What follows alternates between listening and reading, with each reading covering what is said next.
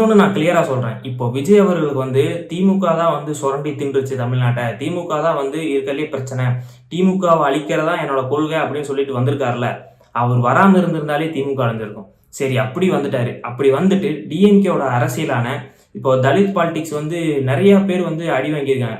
இவரோட main voters வந்து டிஎம்கேலேருந்து shift ஆகும்னு பல பேர் சொன்னது யார்கிட்ட இருந்து பார்த்தீங்கன்னா, திருமாவளவன் அவர்களோட கட்சியிலிருந்து தான் நெறைய ஷிஃப்ட் ஆகுன்ற மாரி நெறைய பேர் சொன்னாங்க. ஏன்னா தலித் மக்கள் ஓட்டு வந்து நெறைய வந்து விஜய்க்கு ஷிஃப்ட் ஆக போகுது அப்படிங்கிற மாரி தான் பெரும்பாலும் பேசப்படக்கூடிய விஷயம். அவங்களுக்கு ஆதரவாக என்ன பண்ணார் விஜய்? அவங்களுக்கு ஆதரவாக எங்க துணை நின்னார் விஜய்? தமிழ்நாட்டுல கடந்த 5 வருஷத்துல அவங்கள எதிர்த்து வந்து எந்த பிரச்சனையுமே நடக்கவே இல்லையா? எல்லாருமே வந்து தலித் மக்கள் தான் வந்து பாதிக்கப்பட்டாங்க.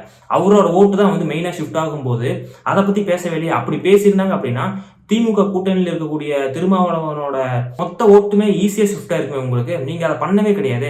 ஏன் அதை பண்ணல? ஏன்னா டிஎம்கே கொடுத்த அசைன்மெண்ட் வந்து உங்களுக்கு ஃபெயிலியர் ஆயிரும். அதனால நீங்க அதை பண்ணல. சிறுபான்மையினர் ஓட்டு வந்து தான் நிறைய ஷிஃப்ட் ஆகும் அப்படிங்கிற மாதிரி சொல்றாங்களே. சிறுபான்மையினர் ஓட்டு வரணும் அப்படின்னா திருப்பரங்குன்ற இஷ்யூல வந்து நீங்க என்ன வாய்ஸ் கொடுத்திருக்கீங்க இது வரைக்கும்?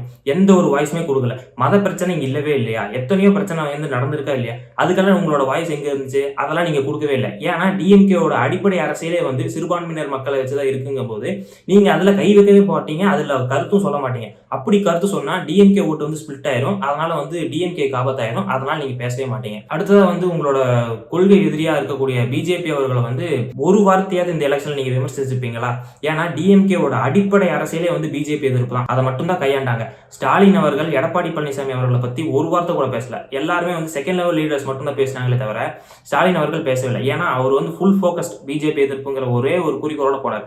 அந்த அரசியல் நீங்க கையில் எடுத்திருந்தா டிஎம்கே தோக்கடிச்சிருக்கலாமே. பிஜேபி எதிர்ப்பு வாக்குங்கிறது வந்து தமிழ்நாட்டுல ரொம்ப பரவலா இருக்கக்கூடிய வாக்கு.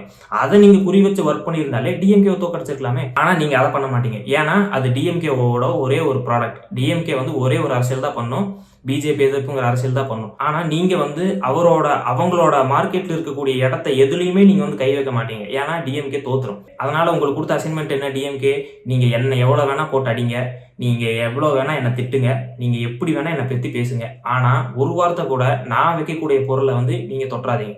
அதுதான் வந்து உங்களுக்கு கொடுத்த அசைன்மெண்ட். அதை நீங்க பக்காவா கிளியரா பண்ணிட்டீங்க அப்படிங்கிறது வந்து இந்த எக்ஸிட் போல் ரிசல்ட்லயே வந்துடும். மே 4ஆம் தேதி ரிசல்ட்லயும் நமக்கு தெரிஞ்சிடும்.